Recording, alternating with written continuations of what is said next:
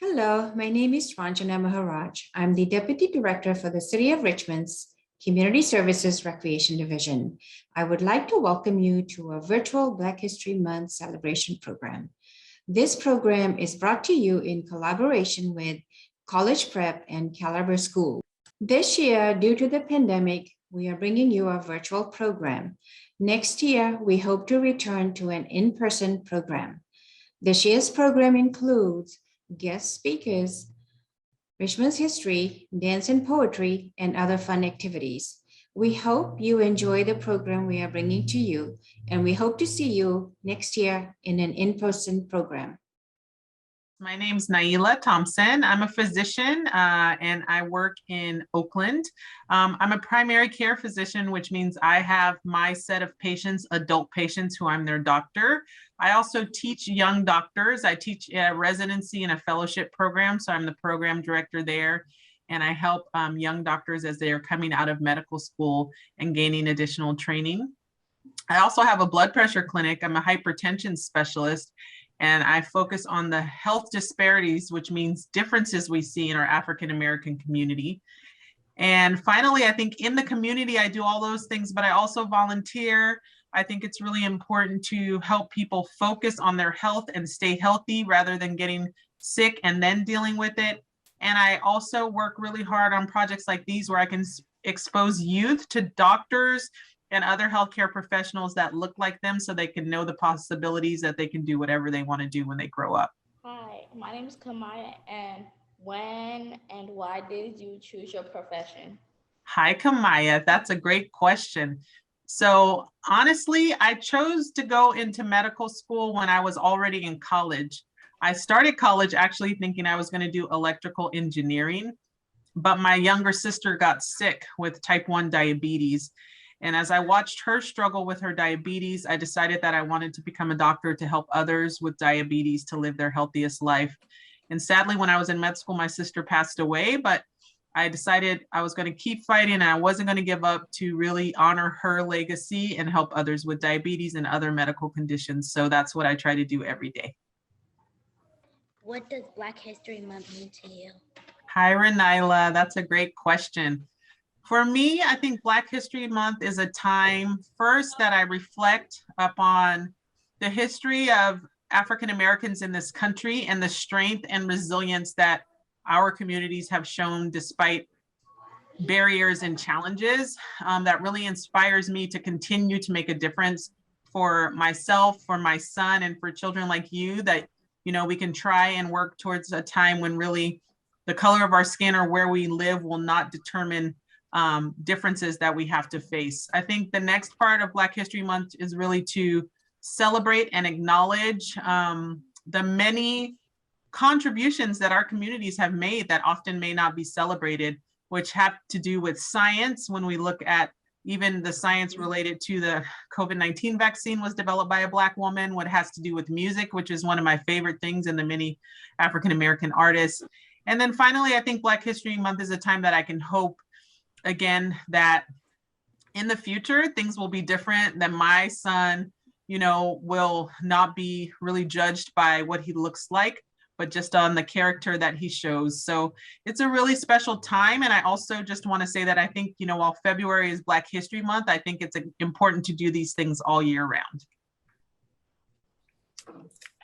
Well, health and wellness is the theme for Black History Month. What does the words mean to you?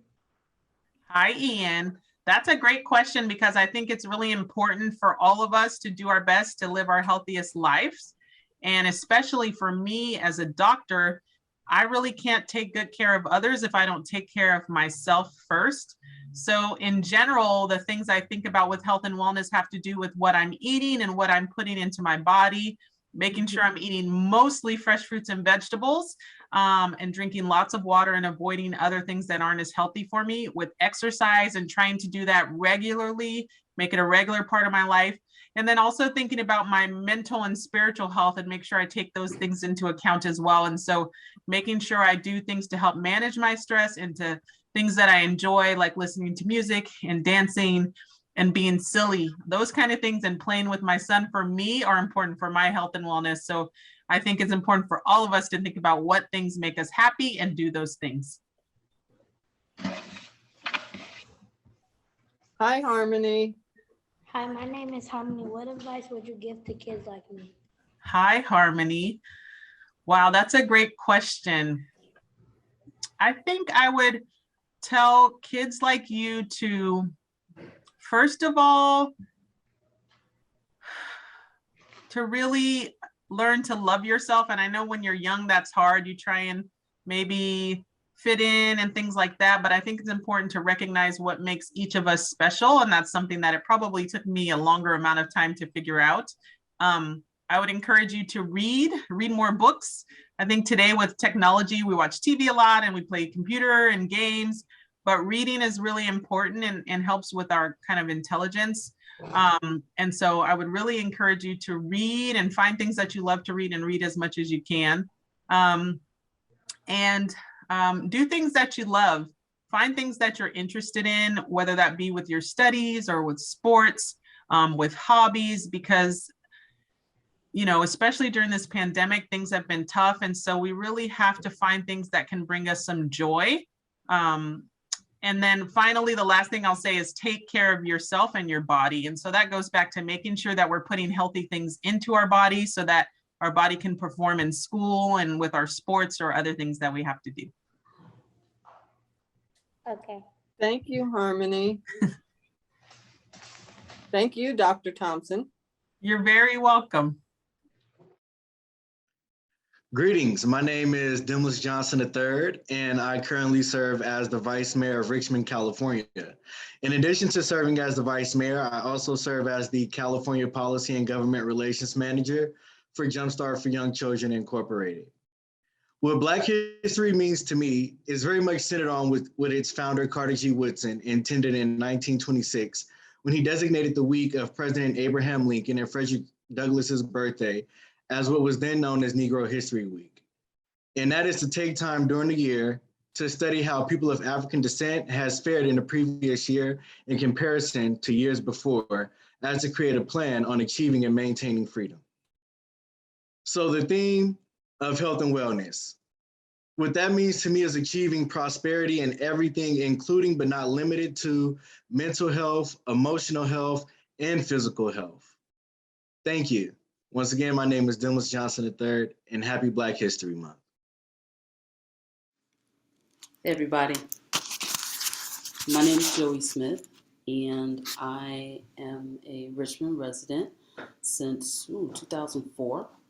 I'm currently serving as the chair for the Richmond Recreation and Parks Commission, and it's fun. I get a chance to learn more about how the city works, and I get to meet some new people that I probably would not have met if they weren't on the commission or if they didn't have an issue that they wanted to have addressed within their neighborhoods. So I was asked to do this, and I appreciate it. It's great because for me, growing up, Black History Month was pretty doggone special. We had some traditions in my family. One was sharing. It's very important to share. If you have something and your family needs it, then you share. And everyone gets a chance to have something good. And everyone takes turns with that. So that was a fabulous thing. But another thing is we had family reunions. It started when I was about maybe 5 or 6 years old, and my grandmother and all of her siblings decided that it was time to have a family reunion. We all piled together. It was probably about maybe 50 or so of us, and it continued to grow each time we did it, like every 2 years. It was fun. It was great. You got a chance to meet cousins that you hadn't seen, especially the ones that lived in other states. And it was just a wonderful show of love for each other. And, back then we didn't have cell phones and things like that. So it was really, really important that we got together as frequently as we could. Now, in celebrating Black History Month, for me, it's just like a gigantic family reunion because you come together for one cause to celebrate how wonderful we are as a people. We're not picking fights over who got a chance to have the last piece of Aunt Sarah's peach cobbler or anything like that. We are just enjoying the fact that we are doing good things out and about. And it's a wonderful thing. It's great to learn the history so that we can be inspired and move forward with doing more good things within our families, within our communities, which is basically our extended families, at our jobs. It is the support that you offer because sometimes you find out that people are having a tough time. And other times you find out that people are having a fantastic time. And either way, it's good to be included and find out how you can support each other. So I personally believe that, well, I celebrate being Black every day and every month. So that's what the backdrop is behind me. I'm Black every month. I don't wait for February. I celebrate who I am every month, and I hope that you do too. Happy Black History Month.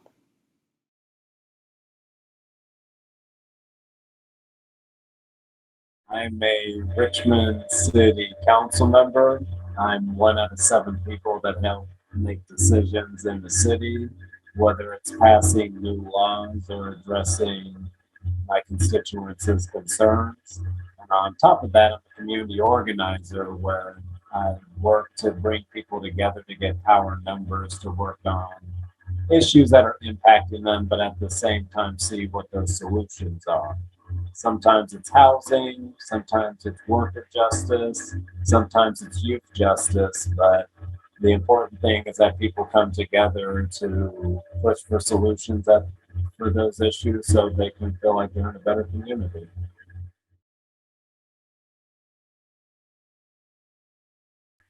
It's something that I'm actually pretty proud of. I remember being a kid and um, seeing some of my friends, and I thought it would be cool that I really wanted to be Black. I didn't know why. It was just something that was in me. And I found out later on that my father, who unfortunately couldn't be there for me in my life, he was a Black man, and that instilled this sense of pride and confidence in me of being proud to be Black.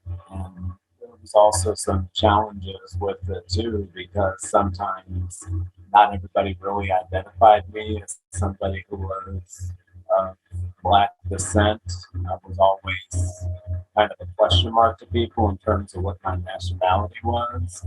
But in terms of the culture that I get to relate to, the way I can relate with my friends who are also in the Black community, and even my extended family on my dad's side that I got to know, there was a sense of belonging and just being happy, and I wouldn't have it any other way.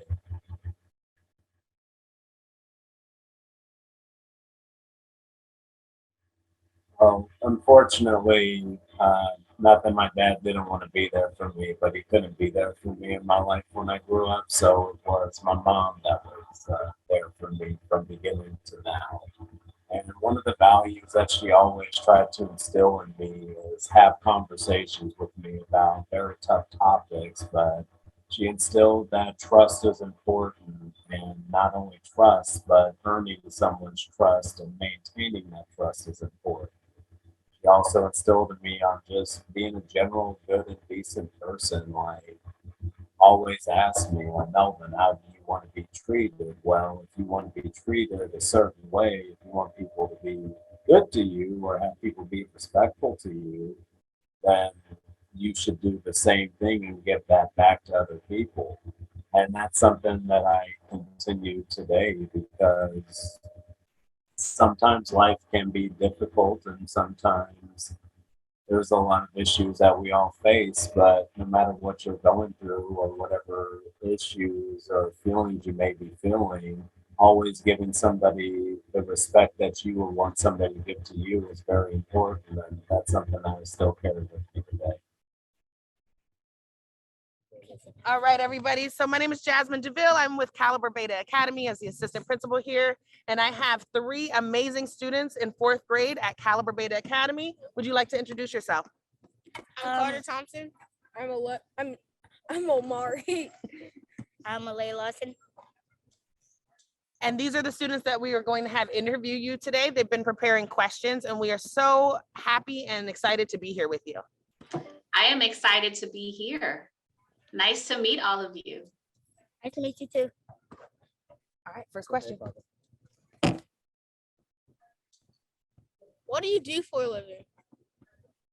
So, well, my name is LaShonda White, and I serve as the interim director for library and community services for the city of Richmond, the wonderful, beautiful, amazing city of Richmond. And I've been working for Richmond for almost 16 years, and I am from Richmond, so I really love this city.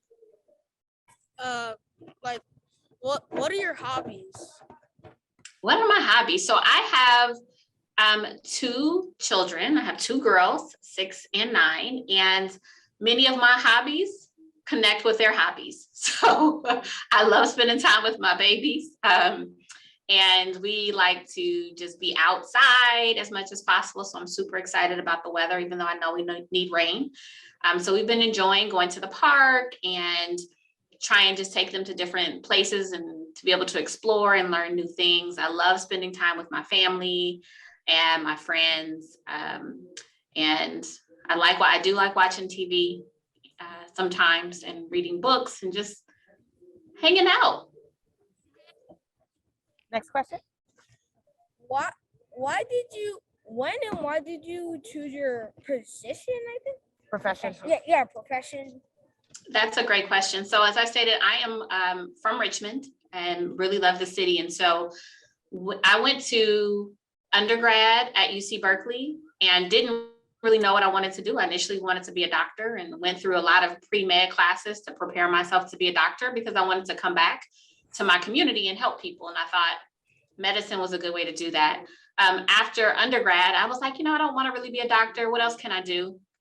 And so I got into education and worked for a public school. I went through a lot of different things, but ended up working in government at the state level in Sacramento. And I was like, I like this. I was like, I like the idea that policies and things that are created can help impact communities and residents from a different angle than medicine. And so I really wanted to look at what I thought public policy could do and what the creation of laws and things how they could help my community. And so I went back to school, went to graduate school at UC Berkeley, got my master's degree.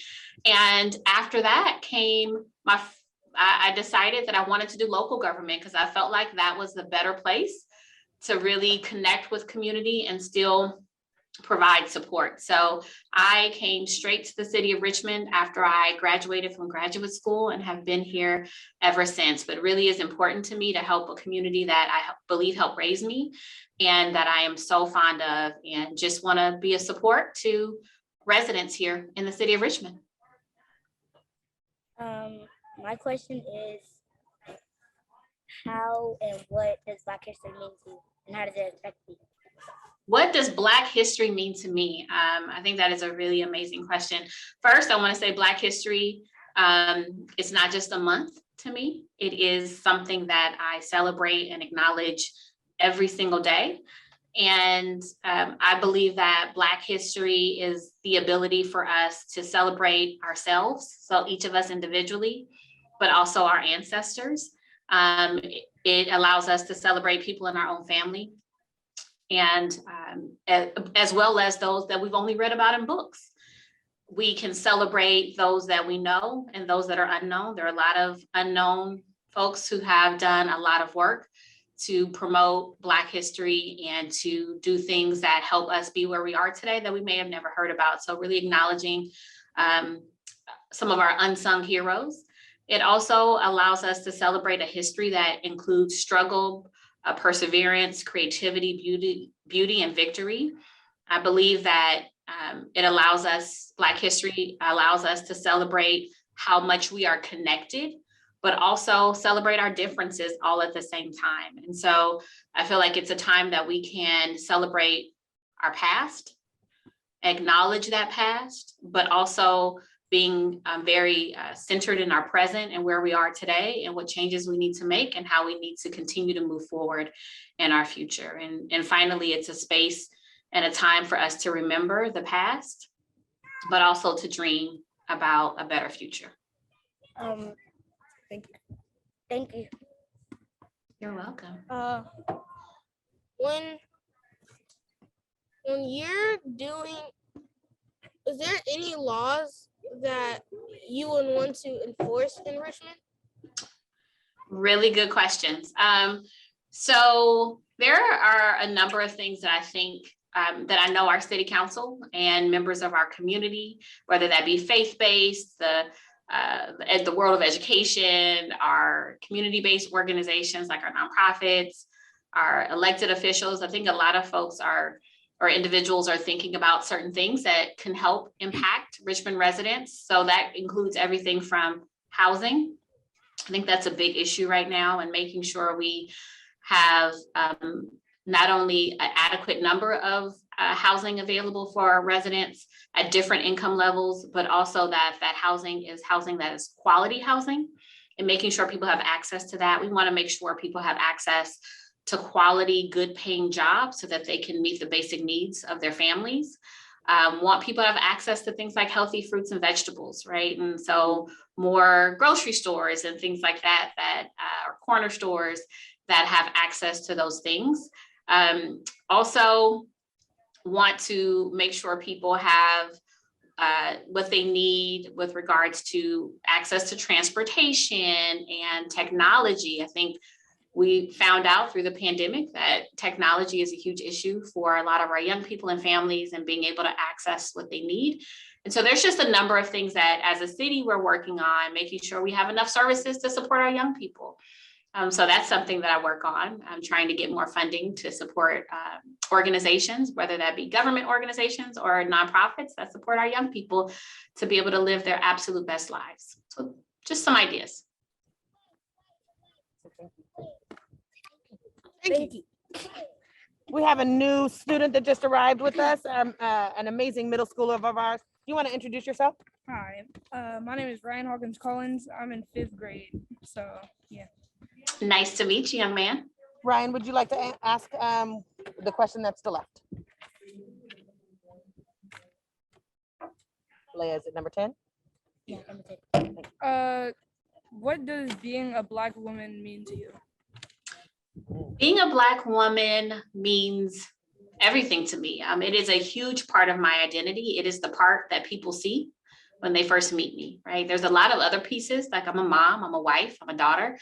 I am I work and support government, but also I'm a African-American and I'm a woman. And so those are really extremely important things to me, and proud does not even begin to state how I feel about both of those things. I love being a woman. I love what it means. I love being an African-American. So I love being an African-American woman. And some of the words that come to mind when thinking about both of those characteristics are strength, power, resiliency, beauty, self-love, and uniqueness. Like I really am unapologetically me in every situation, in every place that I'm in. And so I love being me, and those are two really important parts of being me. Thank you. All right, let her know that. Thank you so much for doing the interview. Is there any other questions that we wanted to ask? Yeah. I have one more question. I do too. Okay. Messiah. How do you think the pandemic has affected African American communities? These are great questions, you all. I really appreciate them. So I think it has the pandemic impacted the African American community and other communities in many different ways. We are a community that includes different people with different resources, different abilities, different access. And so the pandemic for some may not have impacted them as much, but for others, it had a huge impact. There were already things that some people in our community were dealing with that the pandemic really heightened. It expanded that. So some things that when a question was asked earlier about what are some policies that want to change, I spoke about housing and jobs and transportation and technology. Those are some of the things that I think are really important things that I think the pandemic showed us that we need to address in our community. And so we need to be really thoughtful and collectively come together to figure out how do we help the African American community as well as other communities address these needs. And so I think some things that came out of this pandemic were the fact that we need to focus on mental health and making sure we are not only physically healthy, but mentally healthy, that our young people have the resources that they need, that families can have what they need, whether that be jobs or housing and other things, so that they can meet their basic needs, which include just having food on the table or childcare, access to healthcare. So I think we already had some issues. We had some areas of opportunity, I like to call them. And I think the pandemic definitely helped all of us, for some, see that these were issues that already existed. Many of us already knew they already existed. For some, it helped them see and realize the extent, the depth of these issues, and helped us maybe, I hope, come up with creative, unique ways to address them. Thank you very much. You're welcome. She has a meeting right now at 4, honey. So we're gonna go ahead and let her go and say thank you so much, LaShonda, for letting us interview you today and being a part of our process. This was so fun for us. Thank you. You are all so welcome, and I hope one day to meet all of you in person. Thank you for taking the time to interview me, and thank you for this. Yeah, just thank you for this opportunity. It was the highlight of my day. I hope you have a nice day. Thank you all. Bye. Have a good one. Bye. I'm Nat Bates, the elder council member on the city council, having been elected initially in 1967 and served twice as the mayor during the appointed mayor period of time. What does Black History Month mean to me? I think it's a reflection upon the accomplishments as well as the failures that we as a Black American population have experienced over the years. We've seen some tremendous successes. The election of the first African American president and President Barack Obama, and other civil rights movements that have enabled many of us to vote for the first time in history. So that's just a reflection of the successes. Unfortunately, we've had a lot of failures.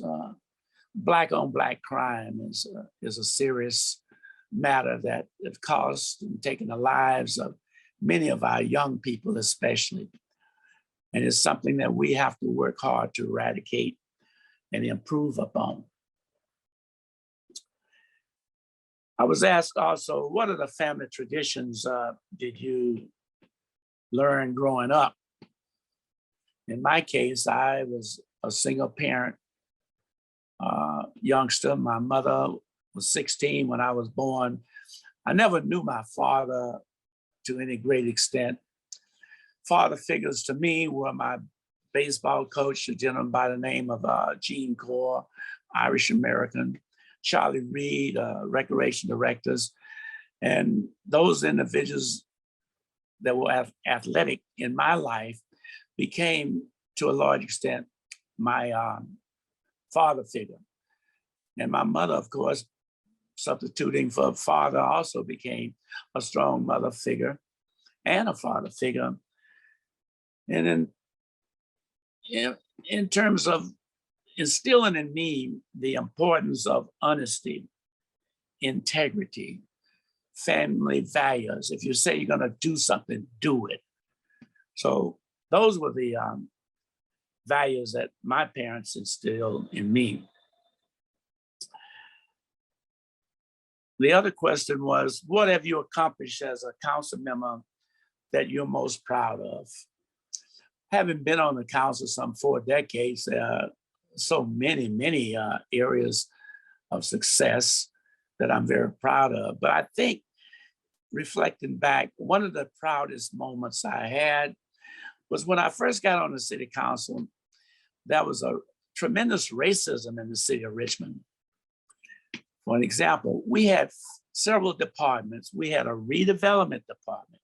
We had a model cities department, and we had a housing authority department, as well as a regular city government. And during those days, there was so much racism where a local union 790 was adamantly opposed to integrating and bringing in these 3 other departments that were primarily African-American and Latino. And I worked diligently with George Livingston, who was on the council, Al Silva, Gary Fernandez, Fritz Allen, and a few others to make the city of Richmond whole. In other words, bring everybody into the same system where they had equal opportunity to promote throughout the city. I took a lot of flack from that. 798 union at that time really hated my guts, but I stood tall and I prevailed, and we were able to get that process changed. And I think when we did it, it made the entire city employment better and more prosperous. Obviously, I've been very partial to the business community because I see the need for the opportunity for employment opportunities, a tax base to pay for the services for our citizenry. So business has been always a top priority in terms of trying to attract businesses as well as retain businesses. So those are just a few of the accomplishments. Like I indicated, 4.5 decades on the council, you can't cover everything, but those are a few of the proudest moments that I've had. And the fact that the citizenry have repeatedly voted me back into office, of which I'm extremely grateful and thankful. And lastly, as an elected official, there's no greater satisfaction than one can get or receive in helping others who are less fortunate than you are. There are so many of our citizens out there who just don't understand the political system. And when people come to me and they want little small things like a handicap, they need assistance in getting a permit to open a business or to build a home or whatever. It's a delight to be able to be of service to the many citizens who just don't really understand the system and reaches out and asks others for assistance. And that has been most gratifying. And those are the things that Black history means to me. And thank you for the opportunity to share a few of my thoughts. God bless you. Good afternoon, Ryan. Thanks for coming today. My name is Troy Porter. I'm a supervisor with the City of Richmond Community Services Department, and I supervise Nevin, Shields Reed, Harchester, and May Valley Community Center. And thank you for coming and being a part of our Black History Month celebration and interviews. And in a second, I'm going to turn it over to Ms. Janice, who's going to introduce you and introduce our kids and who are going to ask you a few questions. Before I go, I just want to say I grew up here, so Black history is a big part of my history as well, because I grew up, all my classmates, my teammates, teachers, I've been influenced by Black history. And again, I am who I am today because of it. So with that said, I'm going to turn it over to Ms. Janice. Ms. Janice, you're going to ask Ryan a few questions. Thank you. Hello, Ryan. How are you? I'm doing wonderful. How are you doing today? I'm great. I would like to ask you a question. Okay. Okay, and the first question is, please tell me your name, your profession, and what you do in the community. So my name is Ryan Turner. Own Authentic Fitness Gym, which is a training studio located on 201 Ohio Avenue, right here in Richmond, California. I specialize in educating low-income communities in health and wellness through nutrition, education on nutrition, diet, and physical training. Okay, Avea, I'm gonna turn it over to Avea. Hi, Avea. Hi, my name is Avea Rashad Jermaine Thornton, and I have a question for you. What does Black History Month mean to you? Black History Month is real important to me because I was taught actually Black history at a young age. So to me, this is one of the most important months, being Black, of course. But to learn your history is to learn where you're going also. So I feel like this is much, I feel like we should celebrate the entire holiday much more than we do already. Thank you, Avea. Thank you for having me. Okay, now I'm going to introduce you to Harmony. You can take your mask off. Hi, Harmony. Hi. What advice would you give to kids like me? What advice? Listen to your parents, study a lot, and do good in school. Thank you, Harmony. Welcome.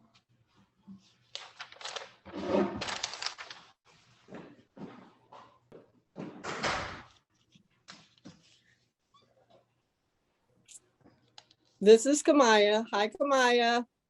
Hi. Okay, my name is Kamaya, and I have a question. When and why did you choose your profession?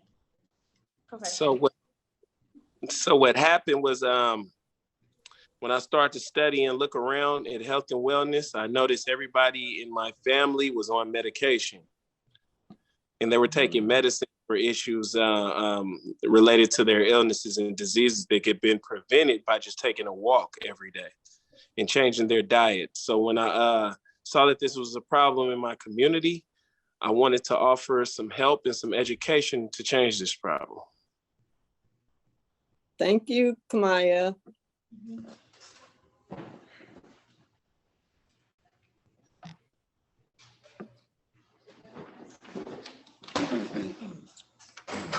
Hi, Veronica. This is Veronica.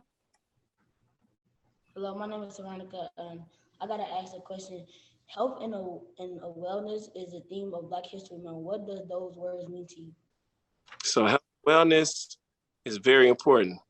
So it's like this here. I tell people all the time, you can have the richest person in the world right now. If they told him he was going to die tomorrow, he spent all his money to have good health. So it's more important than everything in the world.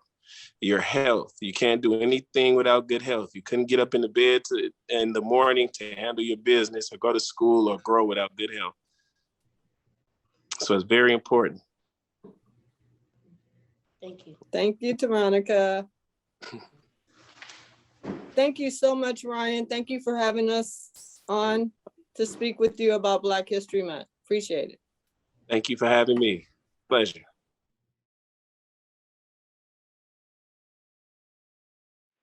So actually, what Black history should mean to all African Americans who are residents of the city of Richmond, they should be concerned about the right to vote.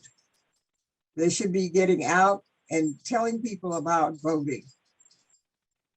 Voting isn't the only thing. They should tell people and give them information so that they will vote properly.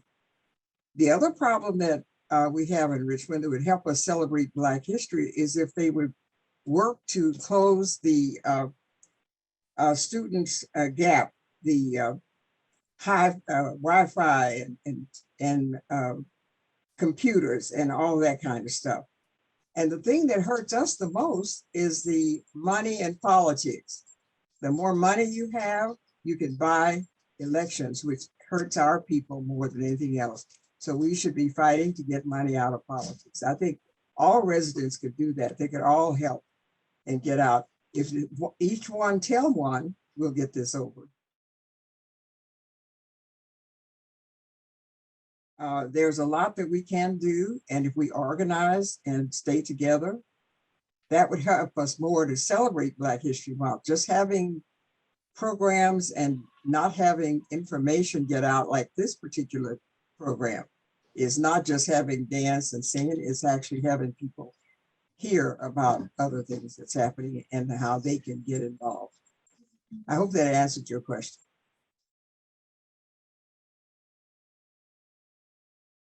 Actually, Tamara, because I am 94 years old, I have a lot of memories.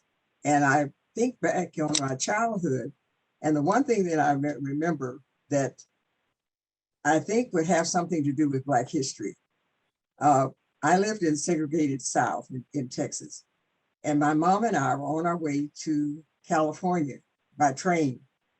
And we had a layover in Juarez in El Paso. So my mom and I decided we would go over to Juarez, Mexico. So we went over and we looked around and we did what a little shopping we could afford to do. And on the way back, we had to go through customs. Customs is at every border.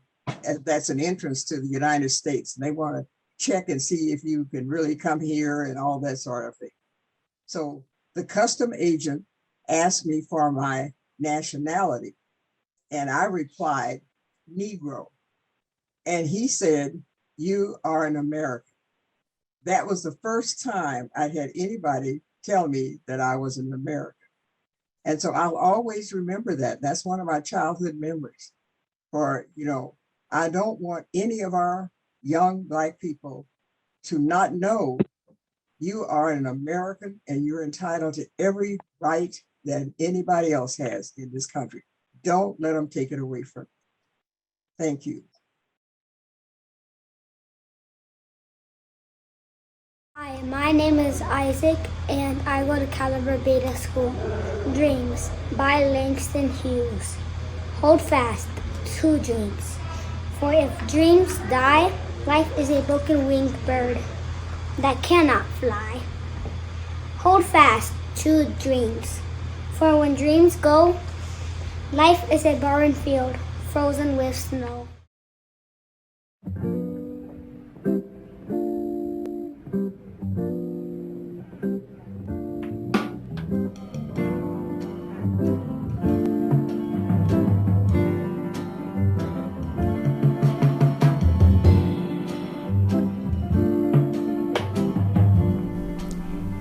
There had been times in history when the rate of change was so fast that events outpaced our ability to hold them long enough to learn their lessons or to make the connections with the past that should have been preserved for our children.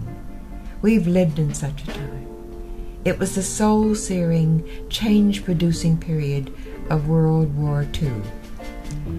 The first time around, we were busily engaged in the fighting of a war or working hard to support those in active battle. In 1943, Black men were brought into the workforce to support the Rosies, the women who replaced men fighting overseas. With a few possible exceptions, African American women were the last to join the home front workers, not until late in 1944. We were living in a time of tremendous social change, escaping the hostile South and adapting to new ways and attitudes. We were developing new expectations for a fuller life in the West. It's time now for a second look, at a time when we can revisit those years, informed by the civil rights movement of the 60s and with fewer of the blinders of blatant segregation that scarred the war years. But at that time, we were still constrained by such limitations. Labor unions were not yet integrated. As a young file clerk in Boilermakers Auxiliary 36, I saw that all black workers had trainee or helper typed on their union cards after their names, a guarantee that they'd not be in competition with their white co-workers for jobs when peace came. But there was an upside to the practice that allowed for the development of leadership within our own ranks. Chicago's Marlon Rolls, Secretary-Treasurer of Boilermakers Auxiliary 36, and Spencer Jordan were two such leaders. The women of the California Ambulance Corps presented a check to Auxiliary 36, monies raised in the black community for war bonds. In all, over $30,000 was contributed by African Americans through the Union Auxiliaries, the black churches, and the NAACP.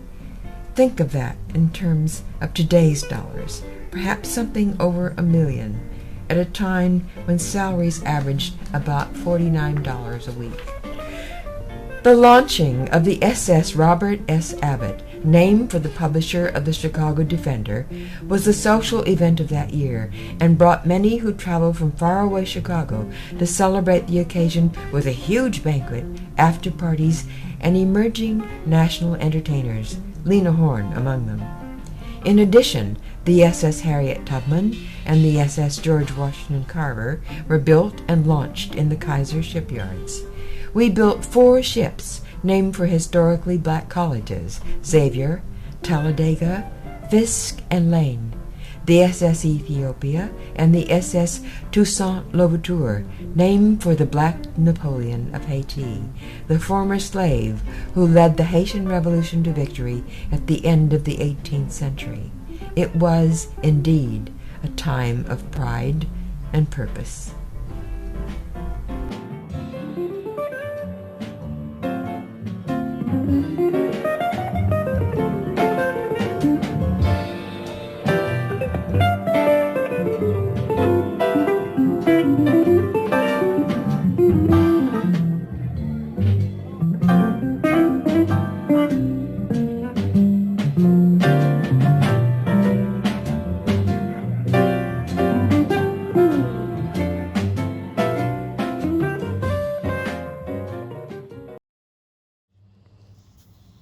In civil rights, what all was going on as far as segregation and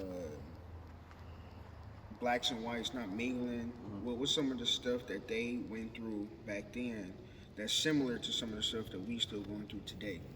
Oh, okay. I'll say back then they went through a lot of segregation, racial segregation. They went through, trying to figure out how to complete equality amongst blacks and whites, like by housing, voting, basic human rights per se. I would say today we face the same stigma as far as, everybody blacks trying to become advanced as far as the economy, as far as housing. You don't hear a lot about black homeowners. Voting, even though we can still vote, like our votes don't, it's hard for blacks to vote due to stuff that they set up in order for us to make it hard to vote. On top of that, a lot of blacks are incarcerated, so that does a whole bad bit for us as a race. So I would say I feel like we still push back about civil rights. I mean, not civil rights, but I feel like we still trying to transition. How you feel about it, Frank? I would say for me, for one, civil rights, I'd say it was a time where, I'd say civil rights over the time where it was put the 5-3 I did. Oh, So it was a time where there was lots of protests. It was a movement based off of just the basic needs of like African Americans. It was also a time where I would say there was definitely a lot of injustices. Like Q said, as far as like housing, voting, education, white supremacy, and different things like that. I would say how it kind of relates to us today. We still see like the police brutality. We still see like the white supremacy. We still see like the injustices in like the school system. Like when you think about it, you think about like which kids get suspended the most. It's like kids that look like us. Kids that look like us that's getting suspended the most. Kids that look like us getting suspended and kind of pipelined into like the prison system, like we talk about, like just mass incarceration, which affects us heavily. So definitely, we're still dealing with some of the things we dealt with in the past, which is sad. But I mean, we got work to do. E, how you feel about civil rights and stuff we done through? To piggyback from both of y'all, with us, well, with me working in the school system, I definitely can attest to. That's Doug. Had to throw that out there. We can definitely attest to kids seeing them having the prison to pipeline. That's Domino. Prison to pipeline. Yeah. It's the 30. Yeah. What was I saying? I mean, let's roll that back. Prison pipeline.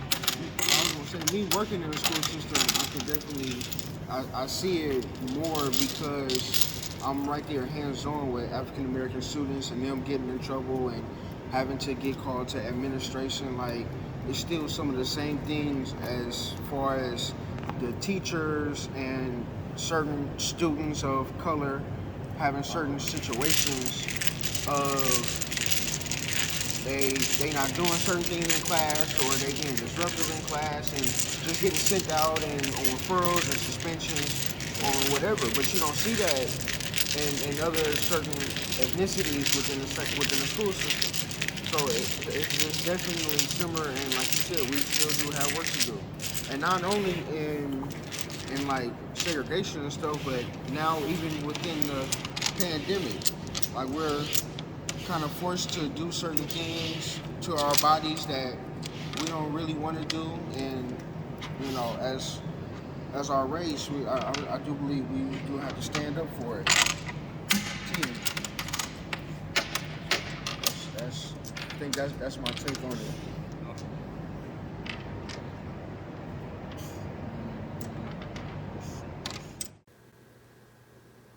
Good evening. I'm Jerry Anderson, and I'm speaking to you from my home in Fairfield, California. I'd like to share some early childhood memories. As a child growing up in the rural southern United States, I loved to fish and grow vegetables in our family garden. And I also loved to play sports whenever I got the chance. I learned to eat healthy at an early age, as my diet usually consisted of fish, fruits, and vegetables. There was nothing more relaxing than fishing at my favorite fishing spot, or playing baseball in the summertime, football in the wintertime, and sometimes just playing around and hanging out with my 7 siblings, of which I have 4 sisters and 3 brothers. The number one priority in our home was going to school, as my father was a high school teacher and a firm believer in education. The number 2 priority was to help manage our vegetable and gardening and fruit crop, as those were essential for our source of food. I learned at an early age to have strong family values, because this is what my father taught and instilled in the home. So those things were important to me, and I continue to keep those things in mind wherever I went, whatever I was doing. And I was always respectful to my elders. You know, I grew up in an environment where it was yes, sir, no, sir, yes, ma'am, no, ma'am. And that's basically how we addressed our elders. I want to leave a message with you to be respectful to your parents and other adults. Go to school to learn. I'm going to repeat that. Go to school to learn. Be a good listener. Have a positive attitude. Set goals. Establish a life plan for success. Be consistent with whatever you do. Work hard. Never give up. Be supportive of each other. Be proud of who you are. And be safe. Peace. Hi, thank you so much for joining us today. My name is Jasmine DeVille. I'm the assistant principal at Caliber Beta Academy, and I am so excited to introduce you to 3 of our amazing 4th graders here on campus. Please go ahead and introduce yourselves. Hello, my name is Alea Lawson. I'm in 4th grade and I go to school at Caliber Beta Academy. Oh, my name is Omar. I'm in 4th grade and I go to the school at Caliber Beta Academy. A pleasure meeting My you. name is Carter Thompson. I'm in 4th grade and I go to Caliber Beta Academy. Good afternoon. Good afternoon. My question would be, what family tradition did you have while you were growing up? Okay, so can I first introduce myself? Yes. Yeah. Hi, I'm Shasa Curl. I'm the interim city manager in the city of Richmond. I work here at City Hall at 450 Civic Center Plaza, and it's so nice to be with you all this afternoon. This is the highlight of my day, so thank you for spending some time with me. A family tradition. Well, let's see. One of my favorite family traditions is on Christmas Eve. We have gumbo with my family. That's one of my favorite family traditions. I don't know if any of you all have something similar that happens in your family, but it's really a great experience and one of my favorite things that we do. And I'm really sad because of COVID, we haven't been able to do it I feel like it's been over 2 years, maybe 3 since we've gotten together, because unfortunately, people are at different stages with getting their vaccines, and some people had COVID or were exposed to COVID and didn't want to get people sick. So I'm really excited that hopefully in 2022, we will be able to get together again as a family and have gumbo. Thank you.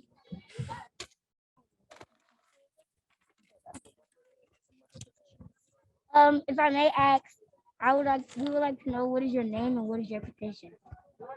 Sure. My name is Shasa Curl, and I'm serving as the city manager for the city of Richmond. So that means I help work with your elected city council. There's 7 council members and the mayor, and I work with them, and I work with the fire chief and police chief and all the recreation facilities we have, and I work to make sure that the garbage gets picked up and that we have community programs. And I bet you all have a lot of ideas on things we need to do better. So I would like to hear your ideas. I've been in this role. I started on December 2nd. And so we're in month 2.5 about right now. 3.5, I guess. Thank you. Hello, my name is Amari, and my question is for you. What do you do for a living? What is your daily hobby? I wish I had a better daily hobby. So I like to read. I have a daughter who's almost as old as you all. She's in 3rd grade, so I enjoy spending a lot of time with her. We like to read and play games and take our dog for a walk. And so my primary hobby, I know work isn't supposed to be a hobby, but I spend a lot of time here and I'm really passionate about serving Richmond. I like to go to activities in Richmond. And I like to be involved. So like we just had the Martin Luther King Jr. MLK Day of Service at Unity Park. And so we went there and painted and cleaned up. So I try to spend a lot of time with my family and outside. Thank you. Hi. Hi. I have 3 questions for you. Yes. You have to say them at the same time. Okay. What are some of your earliest childhood memories? I remember that I grew up in Seattle, and so I remember when I was first starting elementary school, I went to a school in Seattle near the University of Washington, and it was a really diverse school, and it was a really great experience, but I used to have to take a bus to get there. And then I remembered when we moved, when my dad bought our house, and then we had to move to an area that was not as diverse, and it was out in the suburbs. And I remember I had to learn how to walk to school by myself and with my brother. And I had to learn how to, come home after school and let myself in and do my homework and go to my after school activities until my parents could pick me up. So those are some of the things that I remember about how it's important to be able to follow directions and do your homework, and how important it is to play sports and stay active, because it makes you feel better, makes you healthier, and it gives you time to be with your friends in a positive way. Thank you. You're welcome. My other question would be, during your term as a city council member, what have you done to make Richmond schools a safer and better place? That's a really good question. Unfortunately, I'm not a council person. So can I tell you why my job is fun and challenging? I report to all 7 of the council members. So I have 7 bosses. Okay. Can you imagine that? 7 bosses, not just 1, but 7. So the council members are actually my boss. So that's how it works. And so then they tell me what they want to do, and I try to work with them to do it with all the city staff. Does that make sense?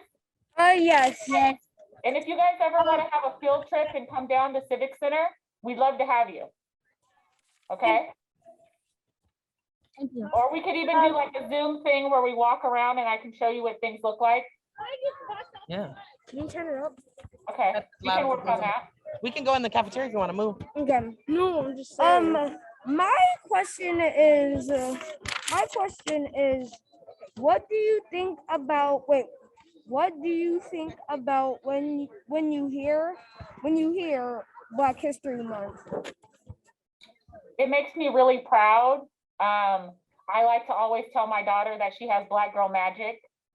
I can think of no better ethnicity or culture to associate myself with. And that's why I like living. I like, living life and being proud of who I am and my culture and my family.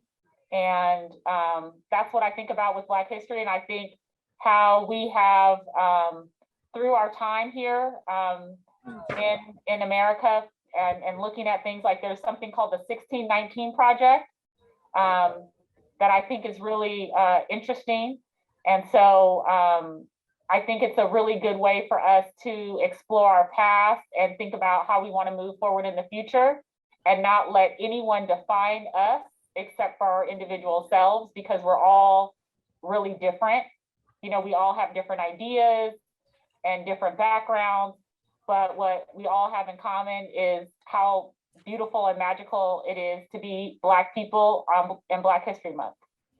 So that's how I think about it. And I also think that we also have a strong history of working collaboratively with other groups, right, of people to really create change in society. And that's what I am really proud about with Black History Month, is how diverse we are and how much change we've created and how innovative we are. Thank you. You're welcome. I have one more question for you. What does Black history mean to you? Black history to me means that we as individuals can get to define who we are and what we want to be.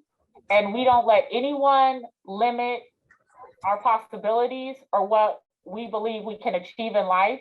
and know that we're exceptional, just like anyone else can be exceptional, and we have capacity that's unlimited, and that we're great. Thank you. You're welcome. Okay, we're gonna wrap up the interview because there's a lot more kids coming now. One more. Okay. Oh, one more. Never mind. Just kidding. One more for you, Miss Sasha. Okay. What would you say to your teenage self? To my teenage self, I would say that practice and learn geometry the first time around, because I found that really hard. I would say to push myself harder in school, because I think that I did good overall, but I think I could have done better. They put them on. And I would also say that it's important to be kind to your classmates, because I'm fortunate that I have a partner that he grew up in Oakland, and so he has had the same friends he's had since elementary school. One of his friends from kindergarten, he's still friends with them, and he was in his wedding 2 years ago. And so I think that's really exceptional, to be able to grow up in a community and keep friends that you had since elementary school, and then go on in life, and maybe you all go to college at different places, or you have different careers, but you remain friends. I think that's something that's really important. And in retrospect, I wish I would have established relationships like that and kept those bonds from elementary school. So I would encourage you all to stay connected with each other as you continue to grow up, and be kind to each other, because you never know where you'll end up in life, and you can always help each other, and be a resource to each other as you grow up. Thank you. Thank you. Thank you. Thank you for letting us interview. Thank you. for spending your time Have with a me. nice day. All right. Thank you so much. Okay. So much. This was amazing for us. Thank you for the short notice for everything as well. And I hope to meet you in person one day. Yes, absolutely. You guys are welcome here at City Hall anytime. Yes, we will definitely come to City Hall. Thank you for the invite. Take care. Bye. All right, bye. Lift every voice and sing, still earth and heaven ring, ring with the harmonies of liberty. Let our rejoicing rise high as the listening skies. Let it resound loud as a rolling sea. Sing a song full of the faith that the dark past has taught us. Sing a song full of the hope that the present has brought us. Facing the rising sun, never new day begun. Let us march on till victory is won. God of our weary years, God of our silent tears, God who has brought us thus far on the way, God who has by thy might led us into the light. Keep us forever in your path, we pray. Lest our feet stray from the places, our God, where we met thee, lest our hearts, drunk with the wine of the world, we forget thee.